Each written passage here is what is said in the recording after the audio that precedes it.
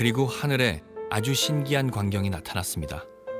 한 여자가 해를 옷신양 입고 달 위에 발을 딛고 머리에는 12별이 달린 왕관을 쓰고 있었습니다.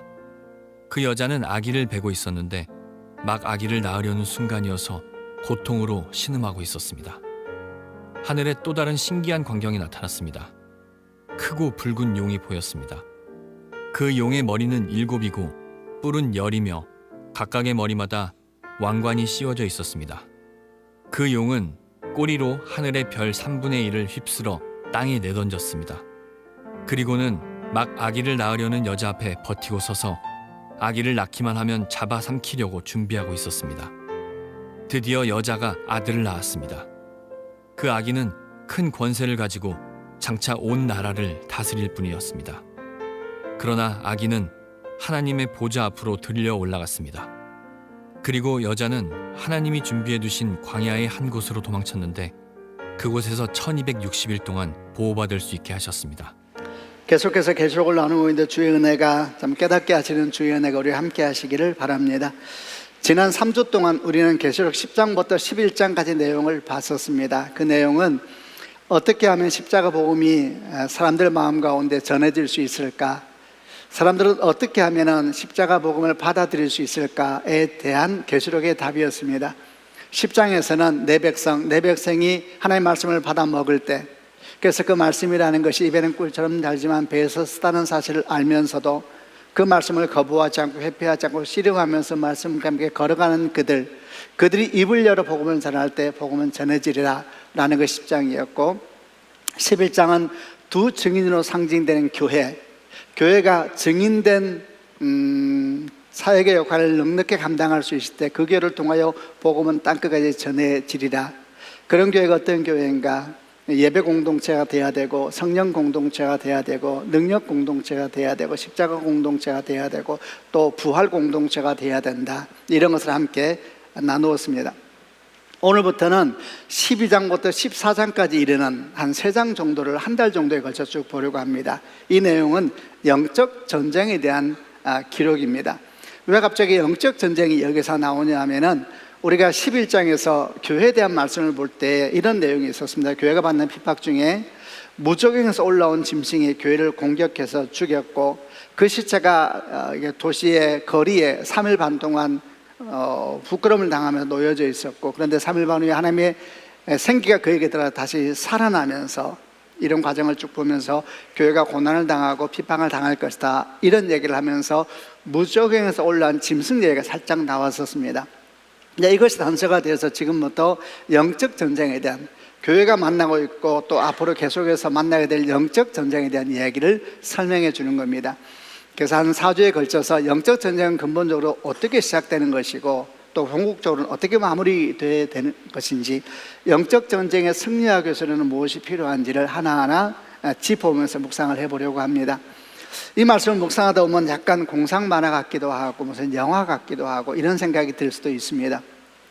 붉은 용이라는 게 등장을 하기도 하고, 붉은 용이 하늘의 천사장 미가엘과 전쟁을 했는데 붉은 용이 피해서 땅으로 도망쳤다 그러고, 근데 땅에 와서는 땅에 있는 교회를 공격하기 위해서 바닷가 모래에 우뚝 서 있는 모습을 보이기도 하고, 또 바다에서 올라온 짐승 이야기, 땅에서 올라온 짐승 이야기, 다시 또 14만 4천 승리자에 대한 이야기, 이런 이야기가 12절부터 14절까지 계속 되다 보니까 언뜻 들으면 만화 같고 영화 같은 느낌이 들 수도 있다는 거죠. 그러나 물론 전혀 그렇지 않습니다.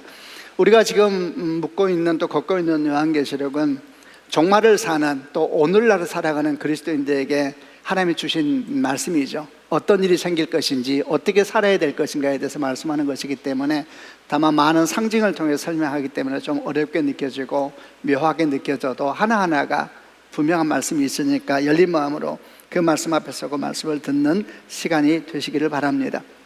오늘은 그 중에서 12장 1절부터 6절까지 이걸 교회의 영광이라는 제목으로 영적 전쟁의 첫 문을 여는 모습인데, 이 내용을 한번 나눠보겠습니다. 1절부터 6절까지 말씀을 쭉 읽다 보면은 이게 무슨 뜻일까 혼란스러우면서도 이거는 내가 알겠다라고 좀 잘 분별되는 말씀이 5절과 6절입니다. 여기서부터 전체를 시작하는 것이 도움이 됩니다. 계시록을 묵상할 때에 여러 가지 혼란스러울 때는 분명한 것으로부터 시작하는 게 도움이 되거든요. 그래서 5절과 6절을 먼저 읽으면서 시작해 보겠습니다. 우선 5절을 쉬운 성경으로 같이 읽어보겠습니다. 5절입니다. 시작. 드디어 여자가 아들을 낳았습니다. 그 아기는 큰 권세를 가지고 장차 온 나라를 다스릴 분이었습니다. 그러나 아기는 하나님의 보좌 앞으로 들려 올라갔습니다.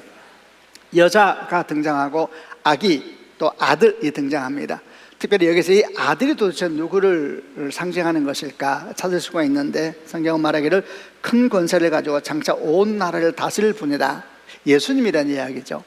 개역개정은 보다 더 분명하게 드러납니다. 개역개정은 어떻게 번역하고 있냐면, 이는 장차 철창으로 만국을 다스릴 남자라 이랬습니다. 철창으로 만국을 다스린다.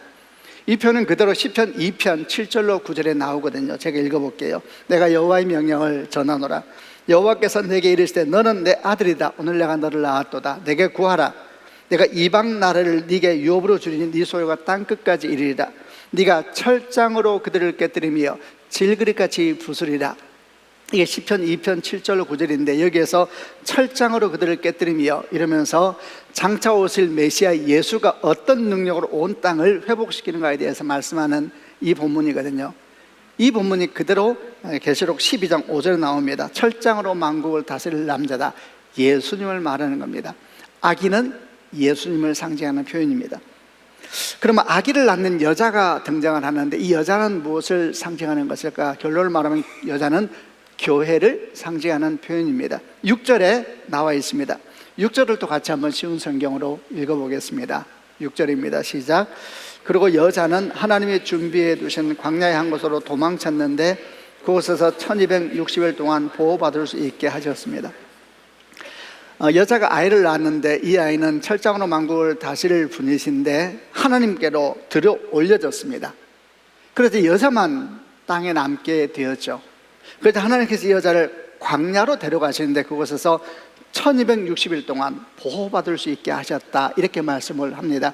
여기에서 또 이 숫자 나오는데 1260일 나오는데, 이 숫자는 교회에 대해서 말하고 있는 계시록 11장 2절에서 나왔던 숫자입니다. 기억을 해보게 되면은 계시록 11장에서 하나님께서 사도 요한에게 갈대 같은 막대기 하나를 주시면서 측량하라 그러세요.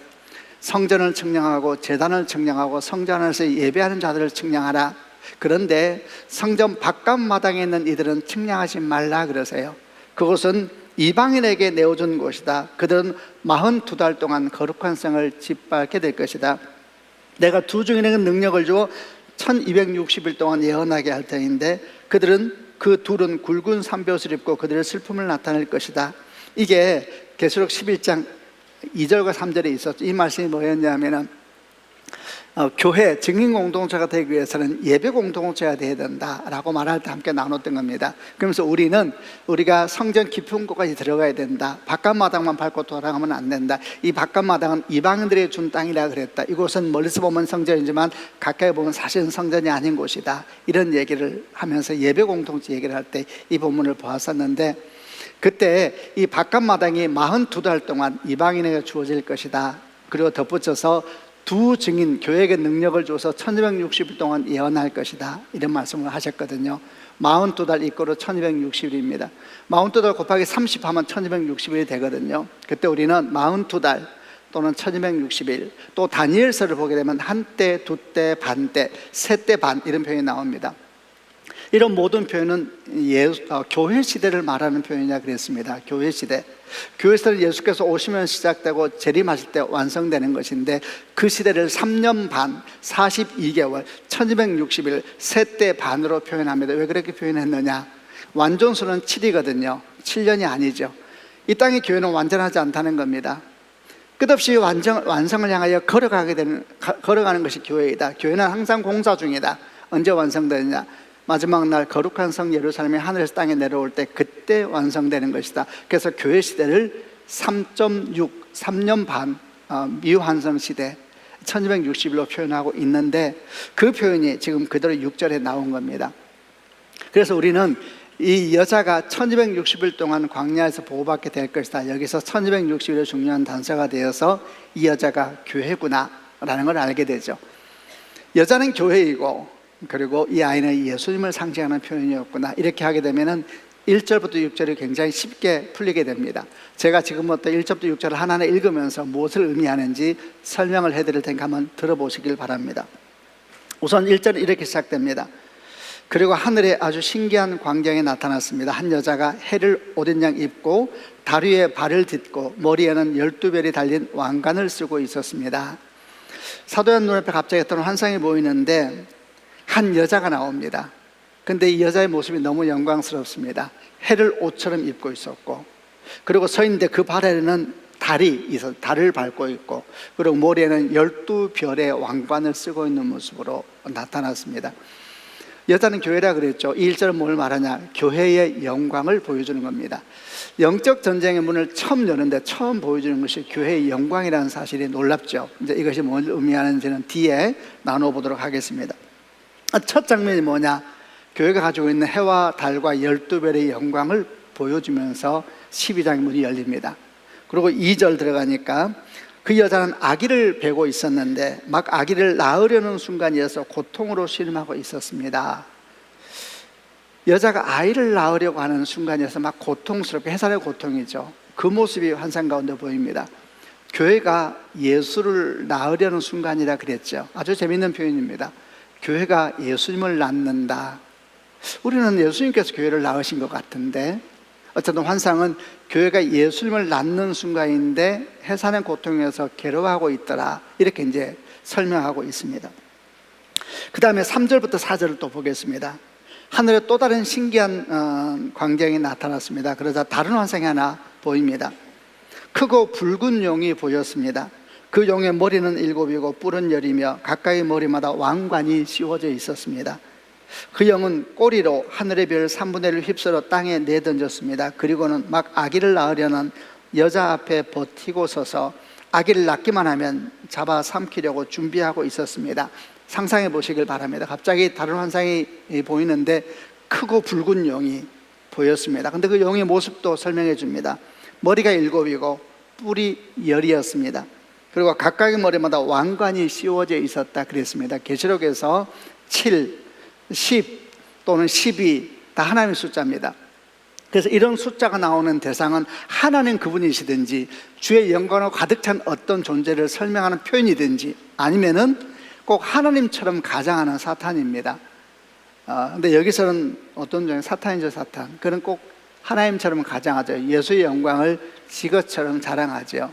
가장하는 영으로 나타나기 시작합니다. 근데 4절 보니까 용은 꼬리로 하늘의 별 3분의 1을 휩쓸어 땅에 내던졌다 이랬습니다. 항상 뱀도 그렇고 용도 그렇고 사탄도 꼬리에 힘이 있다, 이렇게 계시록에 설명하거든요. 근데 하늘의 별 3분의 1을 휩쓸어서 땅에 던졌다, 이걸 뭘 의미하는지는 다음 주일날, 다음 주일 이 붉은 용에 대한 설명이 좀 더 자세하게 나오거든요.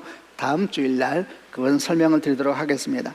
근데 어쨌든 이런 붉은 용이 이런 모습을 가지고 이 여자 앞에 딱 버티고 서 있는 겁니다. 왜? 아이를 낳기만 하면 삼켜버리기 위해서 버티고 있는 이런 환상이 사도의 눈에 보였습니다. 5절 보니까 드디어 여자가 아들을 낳았습니다. 그 아이는 큰 권세를 가지고 장차 온 나라를 다스릴 분이셨습니다. 그러나 아기는 하나님의 보좌 앞으로 들려 올라갔습니다. 매우 짧은 본문인데 굉장히 많은 것을 안고 있는 환상이었습니다. 드디어 교회가 예수님을 낳았습니다. 그래서 이 아기는 누구였느냐? 큰 권세를 가지고 온 땅을 통치할 예수님이셨죠.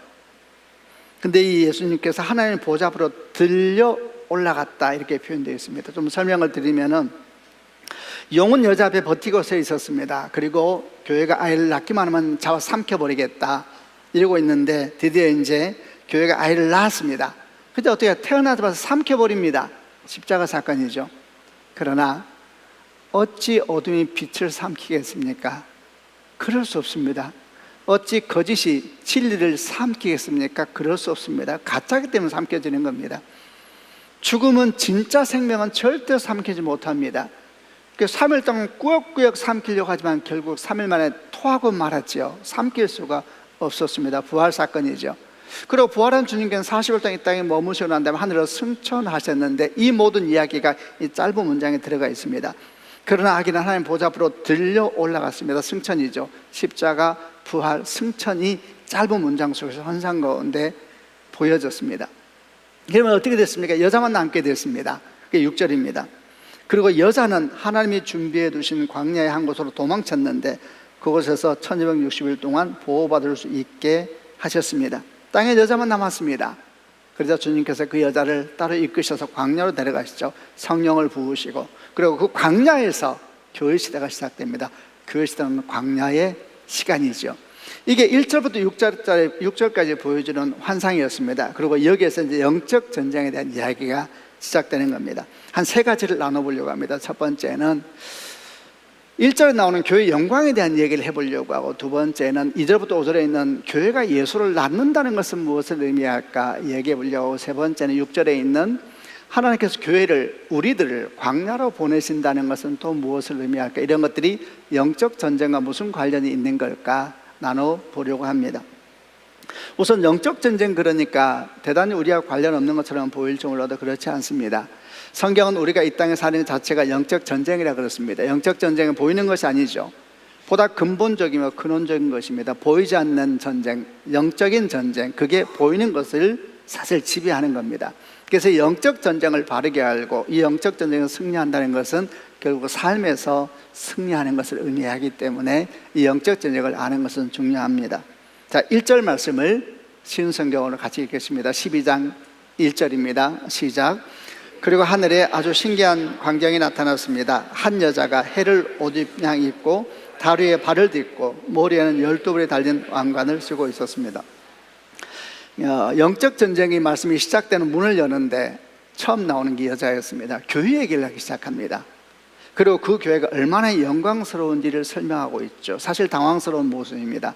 우리에게 교회는 그런 것이 아닌데, 우리에게 교회라는 것은 때로 질문이고 의문이고 또 마음 상처이기도 하고 이런 것이 교회인데, 오늘 계시록 12장은 그 교회가 얼마나 영광스러운지에 대해서 얘기를 하면서 영적 전쟁 얘기를 시작하는 것이 대단히 중요합니다. 왜냐하면 교회의 영광이 무엇인지 알지 못한다면, 교회는 결국 우리들입니다. 우리에게 주신 주의 영광이 얼마나 놀라운지를 알지 못한다면 그는 영적 전쟁이 뭔지도 알지 못할 것이고 그 영적의 전쟁에 승리할 수도 없다라는 것을 말씀하기 때문에 그렇죠. 거기서부터 문을 여는 것입니다. 교회가 얼마나 놀라운 것인지. 여러분, 교회는 도대체 어떤 것입니까? 지금 말했잖아요. 교회는 고민이고 교회는 걱정이고, 또는 제가 젊었을 때 그렇게 느꼈던 것처럼 교회가 없는 것이 주께 영광이 되지 않을까 싶을 만큼 아픔이기도 한데, 12장은 전혀 다른 말씀하십니다. 교회에 영광이 있다고 합니다. 해와 달과 12별의 영광이라고 그랬죠. 해와 달과 12별. 이 말씀을 드리면 혹시 여러분 중에는 창세기 37장 말씀이 생각나는 분이 계실지도 모르겠습니다. 이 비슷한 말이 나오거든요. 37장에서 어린 요셉이 꿈을 꿉니다. 그때 꿈에 어떤 게 나타나냐면 해와 달과 11별이 요셉에게 절하는 꿈을 꾸게 됩니다. 그래서 요셉이 아버지와 형제들에게 이 얘기를 했죠. 해와 달과 11별이 내게 절합니다. 형제들은 어떻게 반응할까요? 분노하죠, 형들이. 그런데 아버지는 혼내키면서도 마음에 기억했다 그랬습니다. 요셉에게 임한 것은 뭐냐? 해와 달은 엄마 아빠를 말하는 것이고 11별은 요셉을 제외한 나머지 형제를 말하는 것이고, 요셉 포함하면 12형제가 되는 겁니다. 하나님께서 요셉에게 말씀하는 것은 하나님의 영광이 너와 함께 할 것이라는 이야기였거든요. 그 말이 맞았죠. 한 번도 주님은 그를 떠난 적이 없었죠. 모든 순간 하나님의 영광이 너와 함께 할 것이다 라는 것을 꿈에서 보여준 것이죠. 해와 달과 12별의 영광은 하나님의 영광입니다. 이걸 잘 보여주는 말씀이 이사야 60장 19절부터 22절에 나오는데, 한번 개역개정으로 읽어보겠습니다. 제가 먼저 19절 읽겠습니다. 다시는 낮에 해가 네 빛이 되지 아니하며 달도 네게 비추지 않을 것이요 오직 여호와가 네게 영원한 빛이 되며 네 하나님이 네 영광이 되리니. 20절. 다시는 네 해가 지지 아니하며 네 달이 물러나지 아니할 것은 여호와가 네 영원한 빛이 되고 네 슬픔의 날이 끝날 것입니다. 네 백성이 다 의롭게 되어 영원히 땅을 차지하리니 그들은 내가 심은 가지요 내가 손으로 만든 것으로서 나의 영광을 나타낼 것인즉 그 작은 자가 천명을 이루겠고 그 약한 자가 강국을 이룰 것이라. 때가 되면 나 여호와가 속히 할렐루야. 해와 달과 별의 영광은 하나님의 영광입니다. 하나님의 영광. 그 영광이 교회 그리고 우리들에게 있다는 겁니다. 이걸 알으라는 얘기입니다. 많은 숙제가 있고 아픔이 있지만 그 영광을 볼 수 있어야 된다. 그리고 그 영광이 뭔지를 알지 못한다면 어떻게 그리스도인이 또 모인 교회가 영적 전쟁에 승리할 수 있을 것인가? 오히려 하나님께서 물으시는 것 같은 장면이죠. 그럼 우리는 이렇게 질문하게 됩니다. 정말 나에게 하나님의 영광이 있는가? 우리 교회는 하나님의 영광이 있는가? 여러분에게 하나님의 영광이 있습니까? 답하기가 좀 애매하죠. 제가 다 알려드릴게요. 이거는 성령님에 대한 이해였다고 했습니다. 영광은 예수 그리스도이십니다. 히브리서 1장 3절 말씀에 이는 하나님의 영광의 광채시요 그 본체의 형상이시라 그랬습니다. 예수가 인생 가운데 오는 자들마다 하나님의 영광은 그에게 임한 것을 믿으시기를 바랍니다. 여러분, 우리의 영광은 내가 뭘 해서 얻는 것이 아니고 주어진 것입니다. 어떻게 하나님의 영광을 우리가 만들 수가 있습니까? 그건 우리가 만드는 게 아닙니다. 주어지는 것입니다. 예수가 우리 인생 가운데 올 때 영광은 주어진 것입니다. 그럼 제가 다시 여쭙겠습니다. 여러분께 또는 이 교회에 주의 영광이 있습니까? 아멘이죠. 그럼 믿음으로 답할 문제입니다. 여러분이 신앙생활 잘해서 영광이 되는 게 아닙니다. 여러분이 영광을 만들 수 있는 게 아니라고요. 그건 여러분의 영광이죠. 하나님의 영광이 아닙니다. 영광은 주어지는 것입니다. 영광이 주어진 것입니다. 그러면 질문을 바꿔야 되겠죠. 내게 주의 영광이 있느냐가 아니라 나는 내게 주어진 영광을 기쁘게 자랑스럽게 감당하고 있는가? 나는 내게 주어진 영광을 세상 가운데 건강하게 비추고 있는가? 라고 질문해야 될 겁니다. 실제로 이사야 60장 1절 말씀에 이런 말씀이 있습니다. 일어나라 빛을 발하라 이는 네 빛이 이르렀고 여호와의 영광이 네 위에 임하였음이니라 이렇게 말합니다. 다 완료형을 씁니다. 일어나라 빛을 발하라 이는 네 빛이 이르렀고 여호와의 영광이 네 위에 임하였음이니라. 아멘. 그래서 하나님의 영광을 이야기할 때는 내가 뭘 하는가를 얘기하기 전에 예수께서 영광이시기 예수가 계시면 내게 영광이 이미 있는 것입니다. 그건 주시는 겁니다. 문제는 그 영광을 내가 소중히 여기고 있는가, 그 영광을 내가 정말 건강하게 비추고 있는가, 거기에 우리 질문과 고민과 기도가 있는 것이죠. 여러분 축복합니다. 말씀 그대로 일어나 빛을 발하는 그 영광이 세상 가운데 마음껏 흘러가는 성도가 되고 교회가 되기를 주님의 이름으로 축원합니다. 이미 우리 가운데 그런 영광이 있음을 믿으시길 바랍니다. 그런데 만약에 그 영광이 비춰지지 않는다면 왜 그러겠습니까? 뭔가 가로막고 있는 것이겠죠. 교회의 영광 또는 우리 영광을 가로막는 게 있다면 무엇일까요? 사탄일까요? 그렇죠. 궁극적으로는 사탄이죠. 그러나 그렇게 돌려치면 너무 불분명해집니다. 사람이 가리는 겁니다. 사람이. 교회에 있는 하나님의 영광도 사람이 가리는 겁니다. 사람이. 아 그래 목사가 가리지 이렇게 생각하지 마세요. 우리가 또 똑같은 겁니다. 사람이 가리는 겁니다. 사람이. 우리 안에 영광이 있습니다. 우리 안에 영광을 누가 가려야? 내가 가리는 것입니다. 내 욕망과 욕심과 내 모습이 가리는 것이지 내 안에 영광이 있습니다. 내가 그 영광을 소중히 여기지 않고 보호하지 않을 때 그 영광은 날만 묻히게 되는 것입니다. 사람이 가리는 겁니다. 사람이. 자기 자신을 돌아보고 교회도 똑같습니다. 저는 목사니까 목사로서 저를 돌아옵니다. 여러분은 여러분으로 여러분을 돌아보시면 됩니다. 어느 목사님이 설교를 했는데 그 얘기 들으면서 참 마음이 다가왔습니다. 목사님이 설교를 했습니다. 근데 앞에 어린아이가 한 명이 와서 앉아 있었는데 목사님이 설교를 하는데 자꾸 이 아이가 목사님을 안 보고 자꾸 왼쪽으로 갔다가 오른쪽으로 갔다가 목사님 자꾸 뒤를 보는 거예요. 얼마나 힘들겠어요, 설교하는데. 저가 생각해도 야 그날 영적 전쟁이 강대상이 시작됐구나. 목사는 힘든 것입니다. 그래서 그래도 이제 바로 앞에 아이가 앉아 있으니까 뭐라 할 수도 없고 간신히 설교를 끝내고 이제 들어가 딱 자리에 앉는데 그때 이 아이가 엄마에게 하는 말이 목사님 귀에 들어왔습니다. 이렇게 말합니다. 엄마 이제야 보여. 목사님이 십자가를 가리고 있었거든요. 애가 십자가가 보고 싶어가지고. 근데 그 얘기를 목사님이 듣고 정말 많은 생각을 했다 그랬습니다. 저도 그 이야기를 전해 듣고 정말 많은 생각을 했습니다. 누가 영광을 가립니까? 사람이 가리는 겁니다. 사람이. 물론 그 뒤에는 근본적으로 악한 영이 있지요. 그래서 날마다 우리가 깨어서 주의 영광을 바라보고 그 영광이 뭘까 물어보고 하나님의 영광입니다. 그리고 그 영광을 일어나 빛을 발하라 말씀하셨으니 그런 인생이 뭘까라고 질문하고 주 앞에 엎드리는 사람들, 그런 교회가 되고 그런 교회를 이루는 사람들, 그들에게 영적 전쟁의 승리가 있는 것입니다.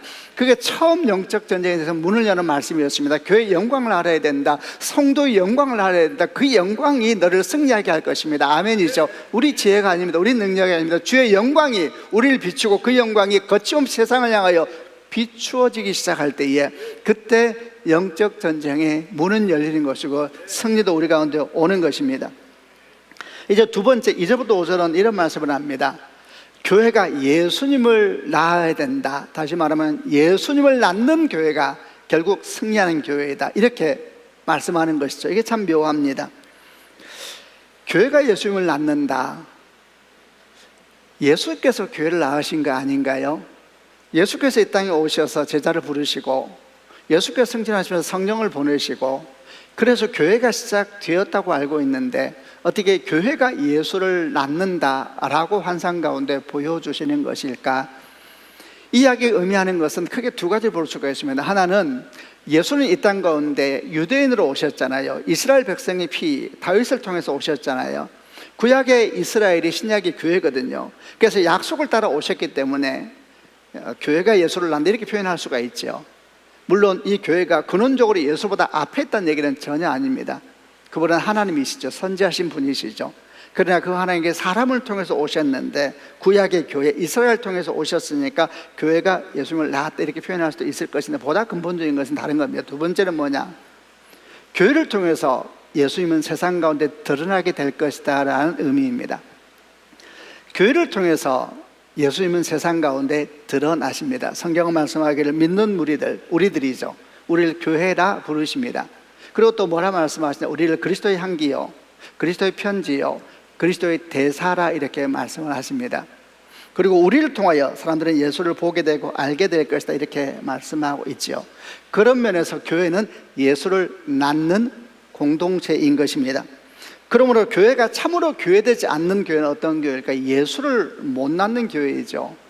성도도 마찬가지로 예수를 못 낳는 사람, 다른 말로 하면 그 사람 가운데 예수가 도무지 안 느껴진다면 그는 예수를 낳지 못하는 성도이고 예수를 낳지 못하는 교회인 겁니다. 질문하게 됩니다. 우리 교회는 어떨까? 여러분, 우리 교회는 예수님을 낳는 교회입니까? 우리 성도들은 예수님을 낳는 성도들입니까? 우리를 통해 사람들은 예수님을 봅니까? 우리를 통해 사람들이 예수님을 느낍니까? 만약 그렇다면 우리는 예수를 낳는 교회요, 낳는 성도들이고 그들은 영적 전쟁에서 승리하게 될 것입니다. 제가 한 번씩 이 얘기를 합니다만은 안 믿는 사람들을 향해 우리가 함께 교회 가자라고 말할 때 그들이 말하기를 예수 믿는 사람 보기 싫어서 목사 보기 싫어서 교회 안 간다 이런 말을 하면은 우리는 언뜻 속으로 생각하기를 하나님 보고 가는 것이 사람 보고 가냐 이렇게 말하는데 사실 그들이 말이 맞고 우리 말이 틀렸습니다. 사람 보고 오는 겁니다. 그들은 하나님을 모릅니다. 하나님을 보이지가 않습니다. 그러면 뭘 보고 아느냐? 하나님의 대사, 하나님의 향기 맡아보고 오는 겁니다. 그 향기가 도무지 깨끗하지 않아, 단정하지 않아서 안 가겠다. 매우 복음적인 말이지요. 교회가 예수를 낳는 것입니다. 어떻게 하면 우리가 영적 전쟁을 승리할 수 있을까? 예수를 낳아야 되는데 성경은 뭐라고 말하냐면 여자가 예수를 낳게 했는데 고통 중에 있다고 했습니다. 회산의 고통입니다. 여러분, 예수를 낳는 교회와 성도가 된다는 것은, 예수를 드러내는 인생을 산다는 것은 절대 쉽지 않습니다. 절대 쉽지 않습니다.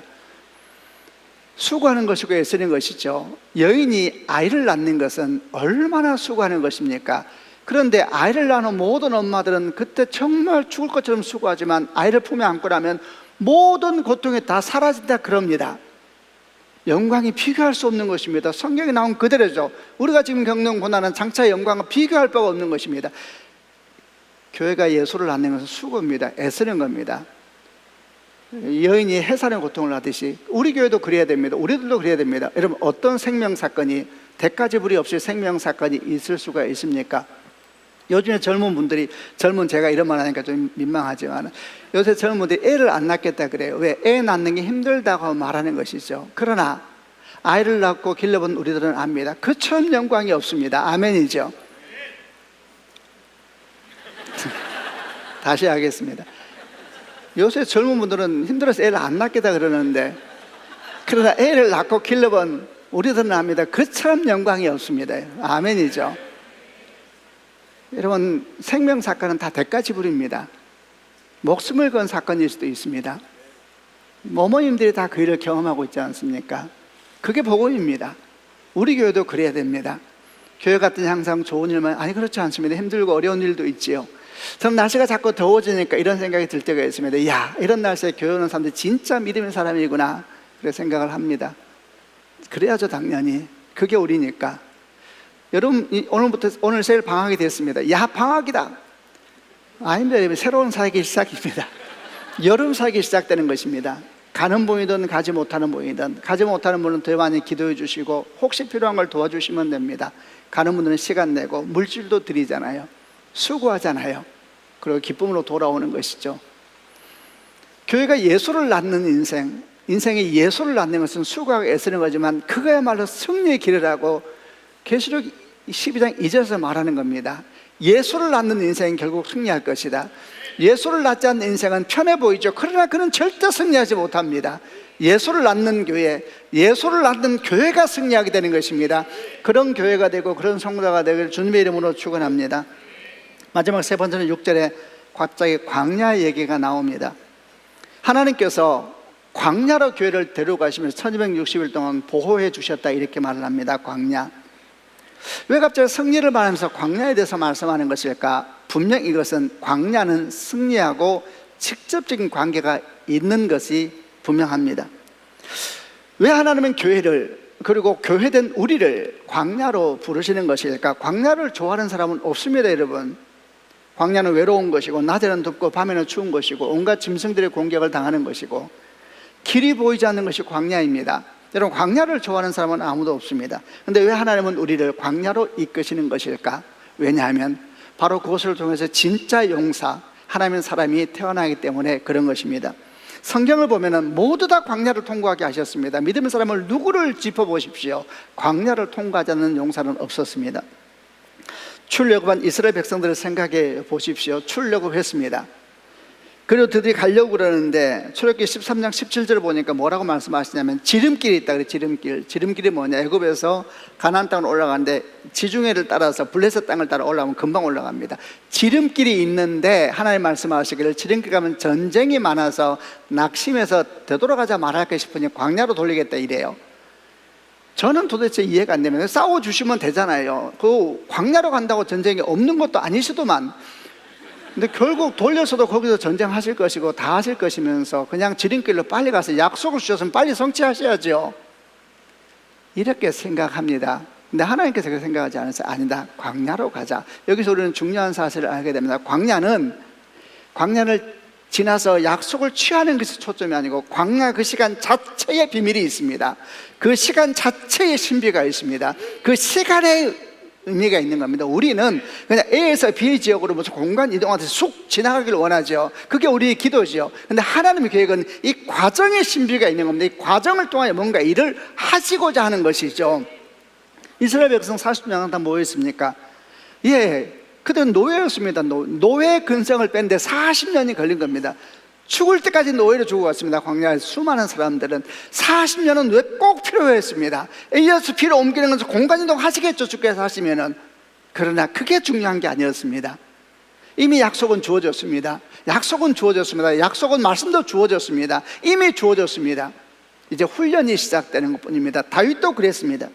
아브라함도 그랬습니다. 아브라함을 생각해 보십시오. 약속은 75세 때 주어졌습니다. 100세 때 애를 껴안습니다. 한 명을, 그것도 25년 동안 얼마나 많은 일이 있었습니까? 그는 수치와 모욕을 당했습니다. 하나님의 사람이 이래도 되는 것일까? 기근을 만나서 도망다니고 애굽에 가서 빌붙기도 하고 아내를 팔았습니다. 수치와 부끄러움을 다 당했습니다. 그를 통하여 그는 뭘 배웠어요? 진짜 믿음의 사람이 되었습니다. 아브라함 믿음은 원래 부를 때도 훌륭했을지 몰라도 25년 광야를 통하여 그는 믿음의 아비로 성자되게 할 수 있었던 것입니다. 이 과정이 있었던 것입니다.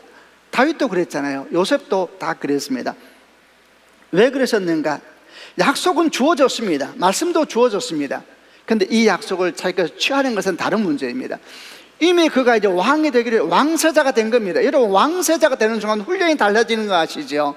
훈련이 달라집니다. 훨씬 더 훈련이 빡세지는 겁니다. 그는 왕이 되기로 택함받은 사람이니까. 다윗을 생각해 보십시오.